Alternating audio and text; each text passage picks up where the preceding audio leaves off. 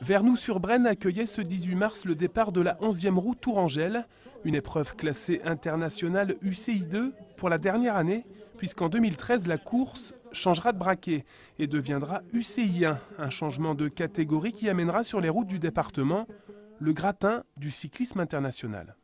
On aura normalement toutes les équipes professionnelles, même les Pro Tours, c'est-à-dire que AG2R, Française des Jeux, nous aurons bien sûr aussi toutes les équipes Pro Tour comme Sorso Jackson et les continentales françaises et puis d'autres peut-être équipes internationales étrangères. Donc ça va relever. On peut, disons, jouer la pige à Paris-Tours.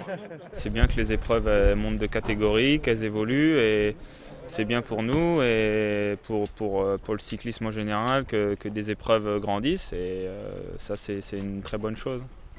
Et en attendant 2013 et ses nouvelles échéances sportives pour l'épreuve Tourangelle, Vernoux-sur-Brenne était en ébullition à quelques heures du départ fixé sur les coups de 12h30. 120 coureurs alignés, 16 équipes engagées sur un parcours long de 192 km entre Vernoux-sur-Brenne et Tours-Nord, en passant par les vignobles d'Indre-et-Loire. Bref, la course promettait encore une fois du beau spectacle, auquel sont associés Italfiat 37, le Crédit Agricole, Opticien Mutualiste et Harmonie Mutualité, qui depuis de longues années soutiennent le sport et notamment le cyclisme professionnel.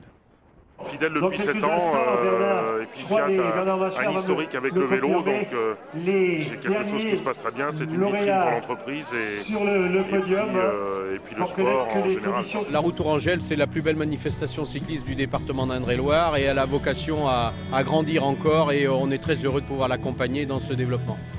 La 11e édition de cette route Tourangelle va en tout cas être longtemps indécise sur son dénouement. Les échappées vont se multiplier tout au long des 192 km.